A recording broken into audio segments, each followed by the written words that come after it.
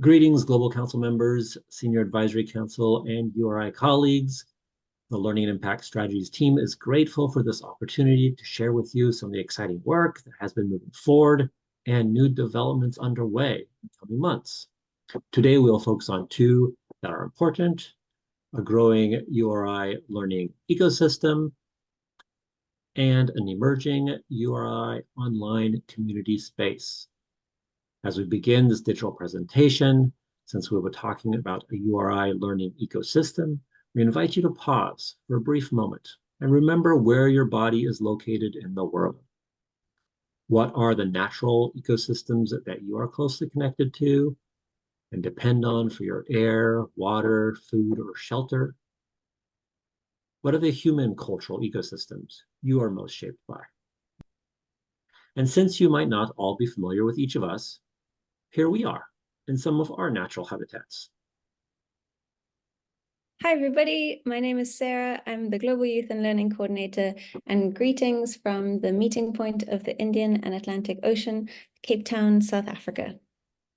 Hi there. My name is Lauren. I serve as the Eco Restoration Coordinator, and I'm in the California Coastal Forest. Hi again. My name is Ruben. I serve as the Director of Learning and Impact Strategies, coming to you from the dry California mountains and the Sacramento River Valley. Starting with our growing URI learning ecosystem, which, like all ecosystems, has not come out of nowhere. It emerges from a number of co-evolving creative initiatives over the years, from an original vision of a URI Peace Institute with diverse peace builder leadership workshops, to the Traveling Peace Academy, to the diversity of workshops that have been offered in our regions over the years with a diversity of groups, including groups like the Youth Connection Cafe, the Global Gathering for Earth, and to recent developments, even within this past year, new ones, with co-designed interactive workshops for our global gathering in Kigali, and as new staff and GC members have brought new energies and capacities to our work. Indeed, and I find this stimulating and powerful, like all human and ecological communities, URI's learning ecosystem is alive, emergent, growing, adapting, purposeful, and dynamic. And we staff who are tending to it are doing so with co-creative care, patience, and openness to its life and fruitfulness. As we currently understand it in this phase of its evolutionary process, the purpose of the URI learning ecosystem is to help members be prepared with the skills desired to advance collaborative efforts for collective change across regions and over the long term. URI members are resilient enough to sustain enduring purpose-centered work in their communities, and of course, that URI members support each other's practices and resourcing across regions and over time. It's also helpful to keep in mind here that the learning ecosystem we're going to be sharing today is mostly from a global perspective, although in coordination with regional community initiatives, we're also working to share and nurture all the other learning underway, since we're in such a large and diverse ecosystem. So step by step, today, starting mostly from a global, integrative perspective. From this global perspective, you'll be hearing some about some global offerings to help seed interfaith initiatives and purposeful change. The design of these workshops is interactive, participant-centered, experiential for cross-regional audiences online that can be adapted in a variety of ways through translation, adaptation to a cultural context for regional and local workshop needs. So with that, here we are in the URI Learning and Action ecosystem, starting with some global offerings. And as you all know, when we arrive in a new ecosystem, usually the first thing we do is get our bearings, take note of who or what is around us and how to form good and healthy relationships. This is what we've been creating for new CCs with the orientation sessions. Right, Sarah? That's right, Ruben. The orientation workshops are a space for new members to experience what it means to belong and connect with the global community of URI. We've designed 2 introductory sessions. The first one is an introduction to URI's purpose and how the purpose inspires our work and connection. And the second one explores how the PPPs inform the way we interact and communicate as a network, which is so important. So once URI members are orientated to the URI ecosystem and some of the ways it works, they are invited to meet other members and cooperation circles who have a shared interest. When we think about ecosystems, sort of like the way that different birds meet near the water or grazing animals gather on the savannah. Lauren, what are some of the examples of how URI members meet and collaborate with one another around a particular focus?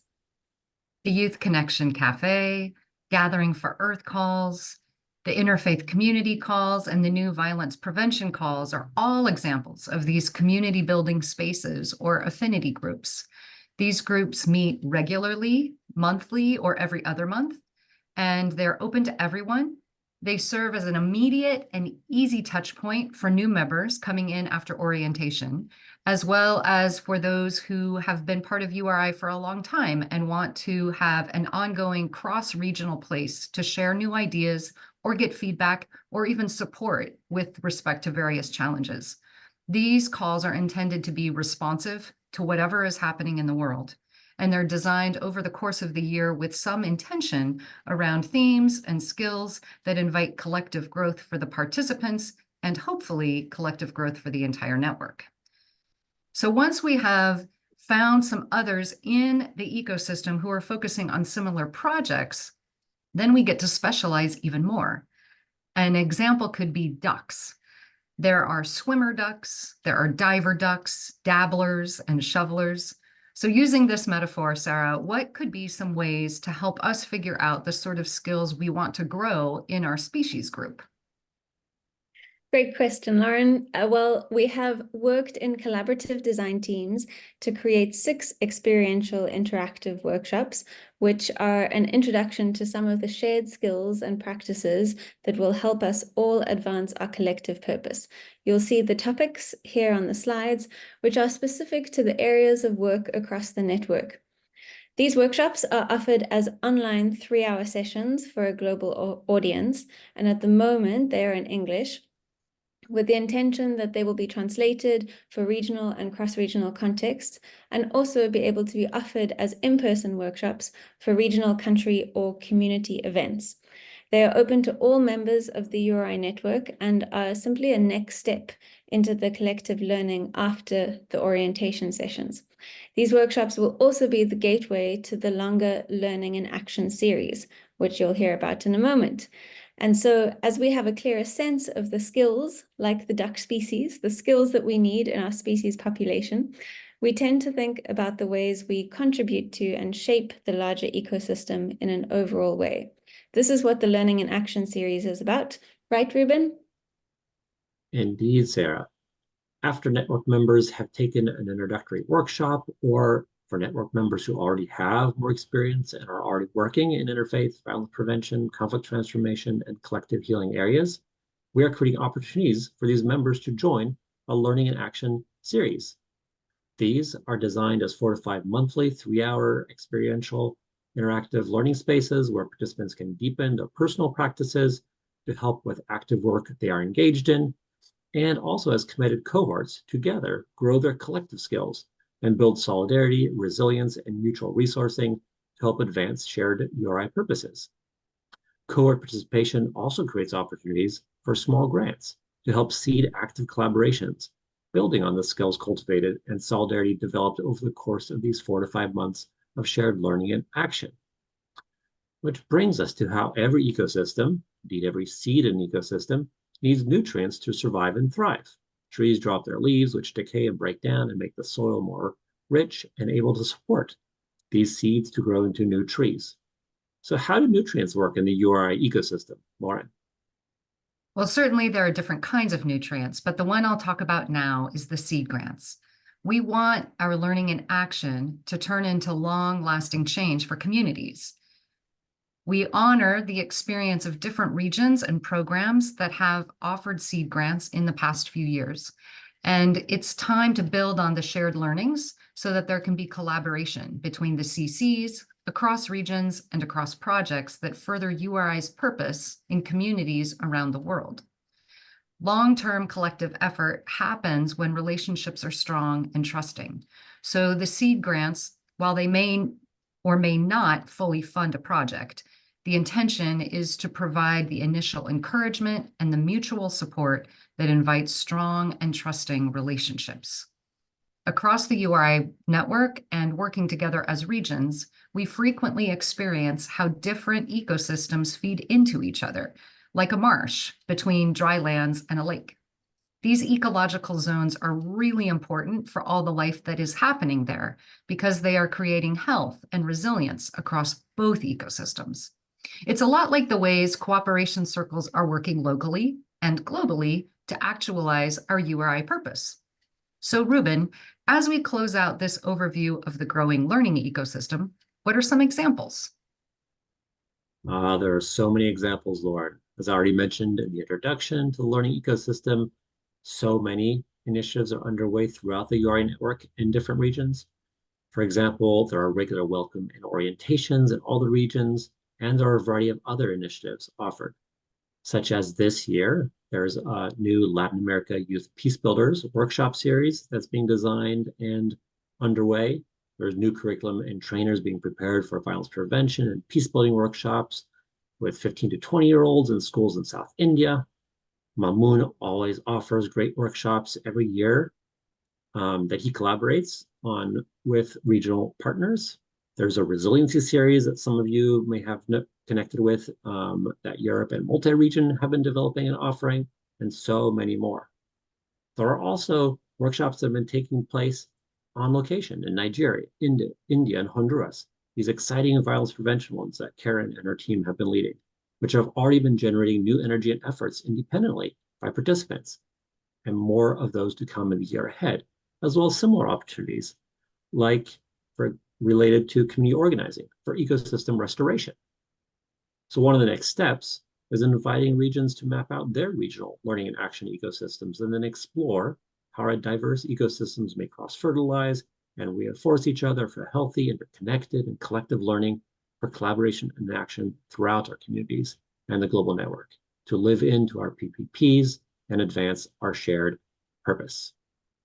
Now, one more thing ecosystems need is space to grow and flourish with the right conditions for collaborations and connections to happen, which brings us to our online community space, which is one exciting new development that we're also ready for.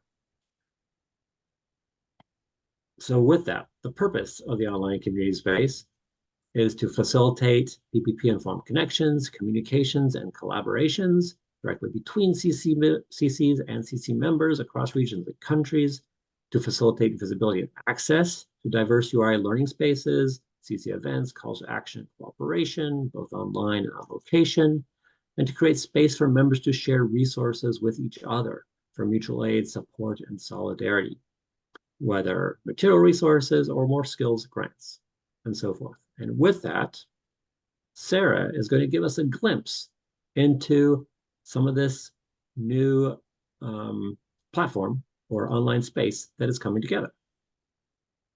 Yes, so here is a sneak peek of what is currently being built for the URI network, and it is in its alpha draft stage. So please note that a lot will be changing and developing as we test it out with the network.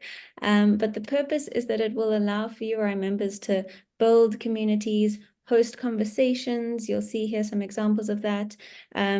Advertise their events, connect directly with each other through direct messaging. There will be specific tags related to action areas and regions so that you can easily find what is happening across the network, as well as action icons to indicate energy and commitment to each other's work and give each other direct feedback. So there's lots of exciting work happening here, which we can't wait to have your feedback on and for you to test out this platform. But Lauren, we're at the end of our time. So what feels most important to reiterate as we sign off? Well, hopefully we've experienced these different aspects of URI's offerings for collective learning and connecting in a way that allows you to appreciate even more how our ecosystem is alive, co-creative, and adaptive. The URI network, staff, and GC are all contributing to how we thrive. We look forward in ongoing ways to grow together at the intro workshops. You'll see more of that in May and June, and the upcoming Learning and Action series. Look for that in July and August, and all of the other interactive spaces that we will co-design together. Thanks so much for your care and time today. Here's to growing and adapting. Take care, everyone. Thanks so much. Thanks, everyone. And as always, feel free to reach out with your questions and considerations, and have a wonderful week.